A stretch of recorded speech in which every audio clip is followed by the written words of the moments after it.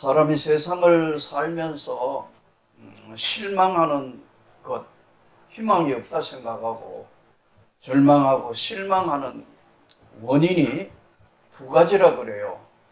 하나는 외부적인 요인이 있고요. 전혀 생각지도 못한 사고가 일어났다. 또 전혀 생각지도 못한 어떤 일이 벌어졌다. 대표적인 게 지진이에요. 뭐 생각지도 않게 이번에도 일본에 지금 지진이 일어나 난리가 났잖아요. 연중 행사는 아니지만 잊어버릴 만하면 지진이 일어나서 일본은 사고로 죽는 것보다 지진으로 죽는 사람들이 엄청 많습니다. 그래서 일본 사람들의 세계관을 깊이 들어가 보면요, 지금 신사들이 많은 이유 중에 하나가 거기에 있다 그럽니다. 죽음도 삶의 일부분이다. 이걸 안 받아들이면 왜 이런 사고가 났지? 왜 이런 일이 벌어졌지? 그래서 일본 사람들 머릿속에 세계관에 들어가 보면은 죽음도 삶의 일부분이라는 그런 생각이 굉장히 강합니다. 그래서 가족 유대도요, 굉장히 우리보다는 더 끈끈하고 강합니다. 외부적인 요인이죠. 지진, 또 그 외에 전혀 생각지도 않은 현대에 참 필요하면서도 큰 문제를 일으키는 자동차 사고. 여러분, 우리나라에 1년에 자동차 사고로 사망하는 사람이 얼마나 될 것 같아요? 지금부터 10년 전에는요, 1년에 자동차로 사망하는 사람이 건강보험공단에서 발표한 거 10,000명이 넘습니다. 10년 전에. 그래서 계속해서 교통카메라를 계속 다른 이유가 좀 불편하지만요, 많이 줄었어요. 많이 줄어가 얼마 1년에 돌아가시느냐? 7,000에서 8,000명이 사망합니다. 그러면 다치는 사람은 얼마나 많죠? 평균 한 해 교통사고로 입원하는 사람들이요, 10만 명이에요. 안 놀래네요. 이게 외부적으로 우리 일상인데 당연히 괜찮지. 그렇지만 사건, 사고가. 그래서 제가 늘 이제 기도 중에 하나가, 오늘 하루도 우리 눈앞에 하나님의 은혜가 아니면은 있을 수 없는 일들이 지나가는데, 하나님, 이 하루도 하나님이 붙드셔서 주신 은혜입니다. 감사드립니다. 이제 저녁에 마무리할 때는 꼭 그 기도를 해요. 여러분, 이 외부적으로 오는 것, 그 외에 갑자기 전쟁이 일어났다. 우크라이나 무슨 죄진 게 있나요? 러시아는 러시아대로 명분이 있고, 우크라이나대로 명분이 있고, 이란, 지금 이스라엘, 미국, 전쟁, 나름대로는 다 명분이 있어요. 그러지만 죽는 사람 무슨 죄가 있나요? 위에서 폭격해버릴 때. 이게 외부적인 요인, 어마어마한 큰 요인이에요. 저는 한국 역사가 보니까 이 대한민국이 역사 이래로 외부 침략을 받은 게 931번이에요. 얼마나 많은, 여러분, 전쟁이 있었고, 6.25 전쟁 앞에, 대동아 전쟁, 예? 앞에 가면은 전부 전쟁 이야기예요. 병자호란, 임진왜란. 한 번도 전쟁이 없는 한반도에 한 번도 없는 전쟁 시기는 지금 시기예요. 잘 태어난 줄 믿습니다. 별로 감동이 없네요. 잘 태어난 거예요. 이 시기는. 예. 그 앞에 전쟁. 나는 전쟁 난리통의 세상에 태어났거든요. 내가 52년생이니까 전쟁 중에 아버지 어머니가 그런 전쟁에 정신없는 상태인데도 내가 만들어졌다는 게, 참 태어났다는 게, 이게 가만히 생각해보면 참 은혜예요. 왜냐하면 가장 그 당시에 6.25 전쟁 때 다부동 전투 그러잖아요. 근데 대구, 부산만 남았거든요. 그러니까 포소리가 들리고 하지만 짐을 몇 분 샀다가 들었다가 놨다가 갔다 하더라고요. 그래도 그런 전쟁 난리통에 나서 여기까지 잘 살아왔습니다. 아멘이죠? 예. 전쟁 한 번도 없다, 그 뒤에는. 근데 위태한 번은 몇 번 있으면서, 몇 번이나 있었다고요. 제가 군대 생활 할 때 8.18 복귀 만행 사건이 벌어졌어요. 여러분, 내가 그때 육군 병장 제대할 때 가까이 되고 차고 있는데 지금 막 부대가 난리가 났어요. 그래서 막 깨우는 거예요. 집에 갈 때 돼서 제대 병장은 이제 그냥 편안한 거예요. 아니, 그런데 깨우길래 내가 비상이냐 기상이냐 그러니까 비상입니다 하더라고. 야, 난 자야 돼. 누가 발로 푹푹 차는데 또 뭐 중대장이 완전구장 해가지고 이놈 봐 이러더라고. 꼭 연병장에 나가니까 실탄 나눠주고 준비하고 있더라고. 야, 전쟁 난 줄 알았어. 대한민국의 진돗개 하나 이제 전투 벌어지면 즉시 전쟁할 수 있는 그런 상황이에요. 다행히 잘 넘어간 거예요. 여러분, 전쟁이 없어야 되는데 원하지 않는 외부 요인이 올 수 있습니다. 이 외부 요인만큼이나 골치 아픈 게 뭐죠? 내부적으로 가슴에 있는 스트레스, 뭐 여러 가지 힘든 거, 이런 거, 이게 아무것도 아닌 것 같아도요, 인간의 정신 세계에 엄청난 영향을 미칩니다. 예. 막 스트레스를 계속 받으면 낀맛이 없어지고, 잠을 못 자게 되고. 근데 우리 몸은 견뎌야 되니까 할 수 없이 막 신경을 쓰는 거예요. 저도 지금 갑자기 일의 후임이 지금 사임을 하고, 예? 이렇기 때문에 지금 오늘 11시 반에 가서 이제, 교인들 마음도 추스려야 되고 설교해야 되는데, 나도 며칠간은 진짜 이 잘 자는 체질이 잠이 안 오더라고, 어제도. 이야, 이거 좋은 후임이 와야 하는데, 이게 보통 문제가 아닌 신경을 쓰니까 여기가 빨개졌어요. 여기도 지금 톡 튀어나오기 직전이에요. 아침에 일어나니까 우리 집사람이 뭐 났네 그러더라고. 그래도 관심이 있으니까 나를 보고 뭐 났네 그러더라고. 여러분 보세요. 당장 입맛이 없는 거예요. 신경 쓰니까 이거 어떻게 해야 되지? 그러니까 뭐 또 전국에 뭐 내가 추천하겠네 뭐네 별도 만들어서 아예 전화를 안 받아요. 여러분, 항상 그것만 그럴까요? 가정사 문제, 집안의 문제, 경제적인 문제, 직장의 문제, 항상 있는 이 문제, 외부적인 요인, 내부적인 요인, 어떻게 할까요? 우리는 살아있는 동안은 항상 다시 시작하는 겁니다. 그래서 오늘 말씀의 제목이 다시 시작하자예요. 오늘 이 본문은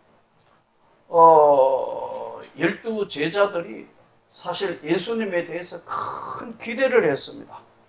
왜냐하면은 당시에 로마로부터 핍박받았던 이제 그 정복당했던 민족이니까 항상 억눌림이 있은 거예요. 그래서 이들은 로마로부터 해방시킬 수 있는 민족의 영웅이고 최고의 지도자가 나와야 된다. 그렇게 기대했는데 예수가 이 땅에 오셨죠. 하나님의 아들 예수가 이 땅에 오셔서 기적을 일으켰다. 보리떡 5개와 물고기 2마리로 5천 명을 먹이고도 남는 경제 문제도 해결되겠고, 예수님이 기도하면 어마어마한 하늘로부터 일이 일어나기 때문에 로마로부터도 해방할 수 있겠다. 그리고 아픈 사람 문둥병자 고치고, 죽은 자 살리시고, 어마어마한 현장을 봤으니까 이 베드로와 모든 12 제자는 예수님에 대한 큰 기대를 가지고 있었어요. 근데 예수님이, 큰 기대를 가졌던 예수님이 아무 힘없이 로마의 병사에게 끌려가서 십자가의 처형을 당하셨다. 현장을 지켜볼 자신이 없는 거예요. 다 도망가 버렸어요. 실망하고. 그 이제 마리아와 그 성경에 보면은 여인 몇이 따라가서 십자가에 예수께서 처형당하는 그 광경을 본 거예요. 예수님이 살아 생전에 내가 죽은 지 3일 만에 반드시 부활할 것이고, 예? 내가 가면 보혜사 성령이 너희와 함께 있을 것이다. 말씀을 했는데 믿을 수가 없는 거예요. 사람은 가장 강한 게 눈으로 본 게 가장 강합니다. 법원에 가서도 증인 직접 눈으로 보았습니까? 예. 직접 보았냐? 예. 그게 제일 강한 1번 증언이에요. 2번이 뭐죠? 듣는 겁니다. 직접 들었습니다. 누가 이야기하던 이야기를 들은 것이냐, 아니면 본인이 한 이야기를 들은 것이냐. 듣는 것. 보고 듣는 것이 정인이거든요. 근데 이 제자들은 예수님이 십자가에 이제 달려고 이 상황에 분위기가 얼마나 험악했을까요? 분위기 험악한 거예요. 잘못하면 거기 끌려가면은 예수당이라고 다 십자가 처형에 준하는 어마어마한 형벌을 받을까 두려워해서 다 간 거예요. 고향으로. 이 고향으로 갈 때 실망하고 절망하고 낙심하고 다 끝났다. 3년 동안 꿈 같은 시간이었다. 다 끝나고 베드로와 이제 그 제자 일부가 어부였기 때문에 고향으로 돌아간 거예요. 제가 성지순례가 현장을 보면서 이야, 이런 데서 어떻게 저들이 주님을 따르며 그렇게 했을까? 그러나 하나님의 은혜 아니면 불가능합니다. 여기 있는 우리 모두 주님의 은혜 외에는 설명할 길이 없는 하나님의 만극한 사랑이에요. 제가 통계를 보니까 2026년 현재 이 지구상에 얼마나 수많은 사람이 사느냐 하면 82억 5천에서 83억 약 이렇게 요약이 되어 있어요. 이 수많은 사람 가운데 우리는 예수를 믿기 때문에 주님이 말씀하신 대로 영원한 영광의 나라로, 주님의 은혜로 영광의 나라로 우리가 들어가는 겁니다. 제가 늘 말씀드리지만 하나님이 정말로 살아계신다니까요. 천국도 정말로 있어요. 지옥도 정말로 있다니까요. 근데 그걸 안 믿는 제자들이 예수님이 십자가에 돌아가신 이 엄청난 사건은 인류 역사상 가장 큰 사건이 십자가에 죽으신 사건이에요. 그러자 이제 그들은 이제 모든 것이 끝났다고 생각하고 이제 고향으로 돌아가. 누가복음 24장에 나오는 엠마오에 내려가는 사람. 우리는 그 사람이 모든 걸 해결해 줄 줄 알았는데 십자가에 돌아가신 걸 모르느냐? 예수님이 말씀을 풀어줄 때 아, 이분이구나 하고 눈 떠보니까 없어져 버려요. 여러분, 믿음이 뭐죠? 믿음은요, 삶입니다. 행함이 없는 믿음은 죽은 거예요. 성경 그렇게 말씀해요. 그런데 이제 제자들이 다 이제 십자가에 돌아가시고 난 뒤에 고향으로 들어가 있는 그때 예수님이 세 번째 이제 그 애들에게 나타내 보이시는 거예요. 근데 이제 실망하고 낙심하고 좌절하면 일이 손에 잡히나요? 안 잡혀요. 직장 생활을 해도요. 항상 그 생각에 눌려 있어요. 아까 이 말씀 내부적인 거라 외부적으로. 그럼 어떻게 해요? 고기를 잡으러 갔는데 재미없는 거예요. 그전에는 뭐 큰 고기 잡았다, 작은 고기 잡았다, 가가지고, 요즘은 이제 up판에서 경매도 하고 하잖아요. 많이 잡아야 경매를 하지. 아무것도 없는데, 마음도 몸도 무겁고, 그냥 고기 잡는다고 그물 던진데, 아무것도 못 잡았잖아요.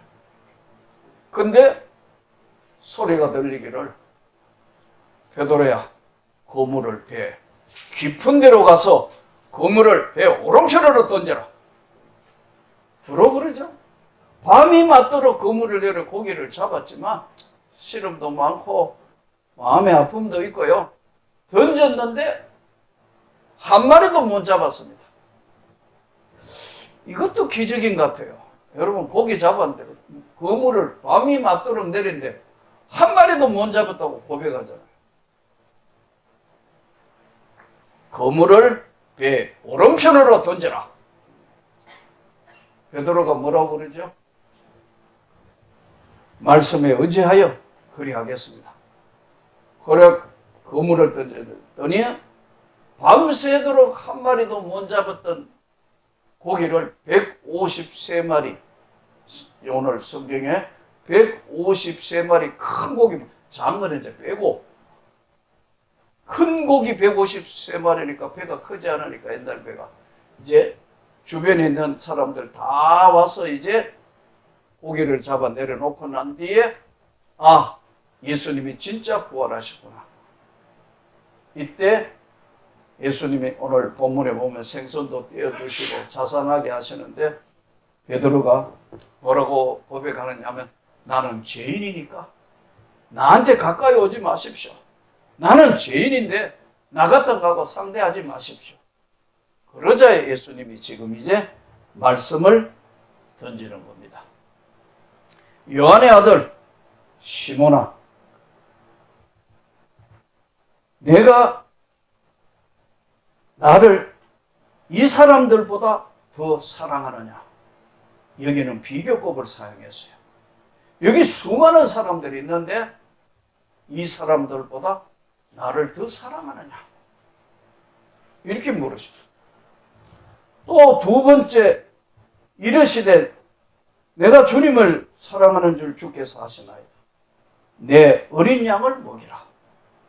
두 번째 이르시되 요한의 아들 시몬아 네가 나를 사랑하느냐 하시니 이르시되 주님 그러하외다 내가 주님을 사랑하는 줄 주님께서 아시나이다. 내 양을 치라. 세 번째 이르시되 요한의 아들 시몬아 내가 나를 사랑하느냐 하시니 주께서 세 번째 내가 나를 사랑하느냐 하심으로 베드로가 근심하여 이르되 내가 진짜 주님 앞에 죄인인데 주님이 나를 미워하시는 모양이다. 근심하여 이르시되 주님 모든 것을 아시오매 내가 주님을 사랑하는 줄을 주님께서 아시나이다. 예수께서 이르시되 내 양을 먹여라. 여기 첫 번째는 이 사람들보다 나를 더 사랑하느냐? 내가 주님을 사랑하는 줄 주께서 아시나이다 하니까 내 어린 양을 먹여라. 여러분 왜 내 양을 먹여라, 치라? 내 어린 양을 하려면 어떻게 해요? 애들은, 아기들은 돌봐야 돼요. 돌보지 않으면 참 힘들어요. 제가요, 시골에 주님을 만나기까지 5년간 학교 교사로 했던 건 누구나 다 잘 알잖아요. 우리 집사람하고 이제 애들 어릴 때, 4살짜리, 2살짜리 때 서울로 올라왔는데 그 어릴 때니까요. 그 시골 교회는 유아실이 없어요. 또 어린이 유치부, 영아부가 없어요. 그 애 데려가면 얘가 어떻게 하냐면 목사님 설교하는데 앞으로까지 막 뛰어가는 거예요. 예? 그거 어떻게 해요? 누가 하나는 희생해야 되잖아요.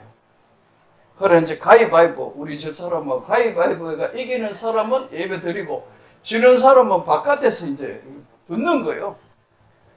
가위바위보 하면 맨날 내가 져요.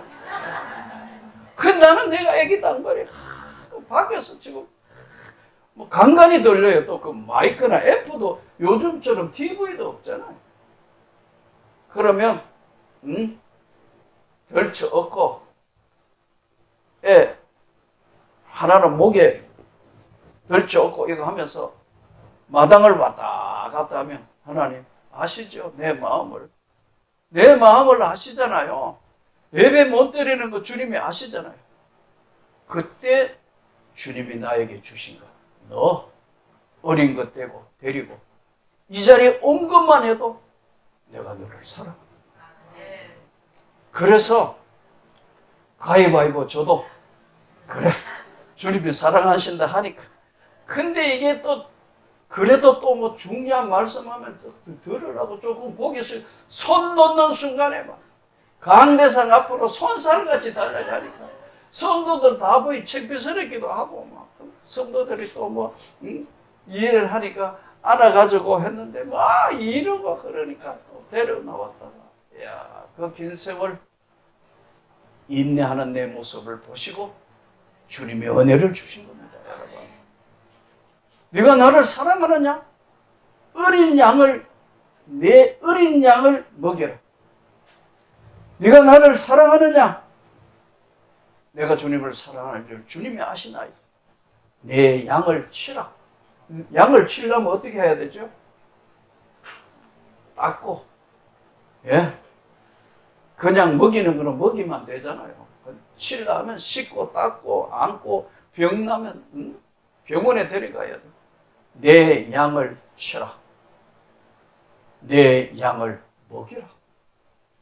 근데 베드로가 예수님이 3번 묻는 이유가 있단 말이에요. 그러니까 근심을 왜 하느냐 하면 예수님을 베드로가 몇 번 부인했죠? 3번 부인했죠. 그렇죠? 근데 예수님이 부인할 것을 미리 이야기했잖아요. 닭 울기 전에 내가 나를 3번 부인하리라. 닭이 몇 번 울었죠? 몇 번? 3번. 3번 한번 선물. 2번. 2번은 성경을 좀 읽는 분이. 내가 어제 누구 보고 몇 번 부인했죠? 쉬지 않고 3번 이러더라고요. 2번 부인했어요. 마가복음 14장 72절 정확하게 기록되어 있어요. 닭이 2번째 울었다. 이때 그가 3번 부인할 때 닭이 2번째 울었다고 마가복음 14장 72절에 정확하게 기록돼요. 그렇기 때문에 3번이나 예수님을 부인했던, 저주하며 모른다고 했던, 저주했던 거 예수님이 좀 짓궂으시게 3번 똑같이 묻는다니까요. 그러니까 우리가 주님 앞에 잘한 것도 주님이 3번 체크해 주시고 좀 잘못한 것도 그때마다 다 벌하시지는 않지만 요놈 봐, 요거 하나, 둘, 셋, 넷 똑같다는 거예요. 3번. 주님은 끝까지 베드로를 사랑하셨기 때문에 용서와 사랑과 모든 것으로 덮으시기 때문에 3번을 물어보시는 거예요. 치유. 그의 영혼 앞에 내가 예수님을 3번이나 부인했다는 그걸 주님이 다 용서하십니다.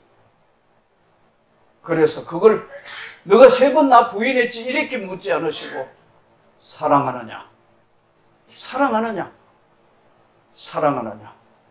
저는 학교 다닐 때 한용운 씨 시를 참 좋아했습니다. 그래서 참 늘 시를 좋아해가지고 그랬는데 님은 갔습니다. 그러나 우리는 님을 보내지 아니하였습니다. 한용운의 시거든요. 님만 님이 아니라 기른 게 다 님이다. 중생이 석가의 님이라면 철학은 간태의 님이다. 장매하의 님이 봄비라면 마신의 님은 이틀이다. 너희도 님이 있느냐? 있다면 님이 아니라 너희 그림자일 것이다. 야, 한용운 씨 그 시를 볼 때마다 대단한 분이다. 그런 사람이 정말 예수를 믿었으면 얼마나 좋을까. 예수 믿고 난 뒤에 참 그 시를 보면서 참 깨닫는 바가 많습니다. 주님은 우리를 사랑하는데요, 끝까지 사랑하신다. 버리지 아니하신다. 내가 잘못해도, 내가 모자라도 안아주신다. 다시는 버리지 마. 붙드시고 지키시고. 그분 주님. 지난번에 어떤 아주머니 한 분이 우리 선교 사무실에 오셨어요. 아주머니 한 분이 선교 사무실에 왔는데 상담을 하시는데 정말 기가 막힌 상담을 합니다. 자기 아들이 둘이 있는데 한 60대 이제 초중반 정도 되는 아주머니 집사님이라 하시더라고요. 어느 교인가 이야기는 안 하시고. 어떻게 오셨냐 하니까요, 전 지금 죽을 것 같아서 왔다. 뭡니까 하니까, 우리 첫째 아들, 둘째 아들이 있는데 첫째 아들이 거의 한 30대 가까이, 20몇 살 됐는데 30 가까이 된 것 같아요. 얘가 교회에서 어떤 자매를 사귄 거예요. 근데 이 자매가 싫다 이렇게 된 거예요. 이 친구가 실현을 하여 충격을 받아서 온 게 뭐냐 하면니까 우울증이 온 거예요. 그래서 우울증을 몇 년 앓다가 스스로 목숨을 끊은 거예요. 그래서 교회는 뭐 그렇게 크지는 않는 것 같아요. 정확하게 어느 교회라고 이야기도 하시지도 않아서 묻지도 않았고, 근데 스스로 목숨을 끊었는데 이 큰 아들이 목숨을 끊어서 너무너무 이제 온 교회가 난리 나고 충격을 받았어요. 그래서 장례를 드리돌라니까 목사님이 스스로 목숨 끊은 것은 지옥을 갔기 때문에 장례 드릴 수 없다. 그렇게 이야기해요. 이 일에 충격을 받았던 이분은 너무너무 충격으로 받아. 내 아들이 주일학교부터 중고등부를 거쳐서 열심히 청년회 회장까지 했는데 스스로 목숨 끊었기 때문에 지옥을 갔다고 선포를 한 그 이야기에 충격을 받아가지고 이분이 정신병원에 다니기를 계속해요. 그래서 한 6, 7년을 정신병원에 다니고 약을 먹는데 안 낫는다는 거예요. 근데 어느 날 목사님이 간증하는 이야기의 설교를 들으니까 정신이 번쩍 들어서 만나야 되겠다 해서 오신 거예요. 질문이 딱 한 거예요. 우리 아들 지옥 간 겁니까? 잘 들으시라고. 누구든지 예수 믿으면 구원을 받습니다. 예수를 믿으면 구원을 받고, 예수를 믿으면 영생 구원을 받을 뿐만 아니라 하나님의 나라에 들어간다는 것이 성경입니다. 그러나 우리가 스스로 목숨을 끊었다. 그것은 그 아이에게 있는 질병이라 이 말이에요.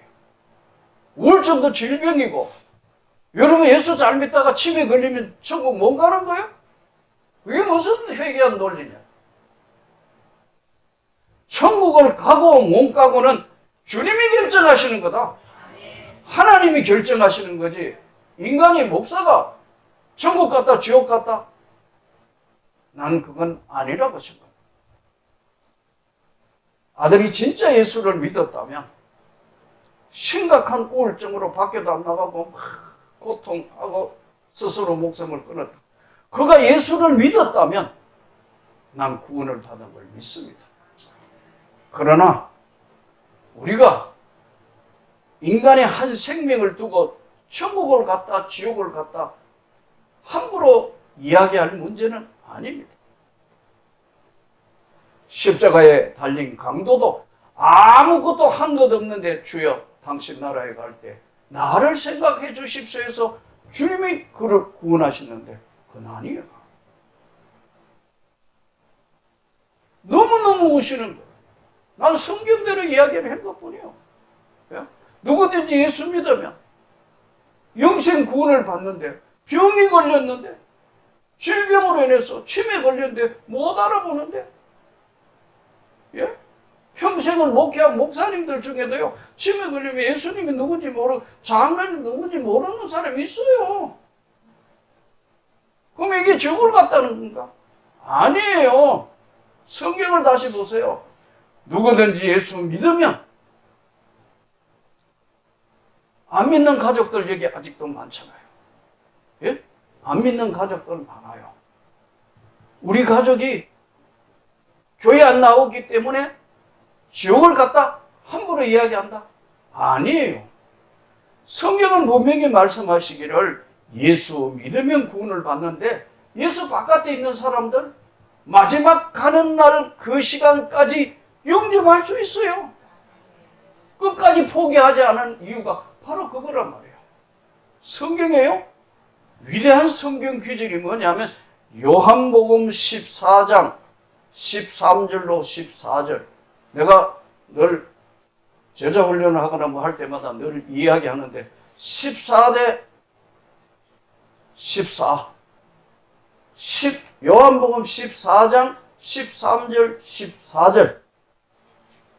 너희가 내 이름으로 무엇을 구하든지 내가 행하리니 이는 아버지로 하여금 아들로 말미암아 영광을 받으시게 하려 함이라. 내 이름으로 무엇이든지 내게 구하면 내가 행하리라. 여러분이 믿지 않는 부모, 형제, 자녀 왜 기도해야 되느냐면 내가 간절히 기도하면 하나님이 행하시고 마지막 구원이라도 하신다 이거요. 오늘 비참한 가장 낮은 데로 떨어진 베드로에게 네가 나를 사랑하느냐 하시는 그 주님의 음성이 저와 여러분에게 들려지기를 축복합니다. 하나님은 우리를 버리지 아니하십니다. 좀 못하면 못하는 대로, 모자라면 모자라는 대로 받아주시는 그 주님 앞에 우리가 일생을 맡기고 또 이 무더위 가운데도 한 주간 믿음으로 승리하시기를 주 예수 이름으로 축복합니다. 아멘.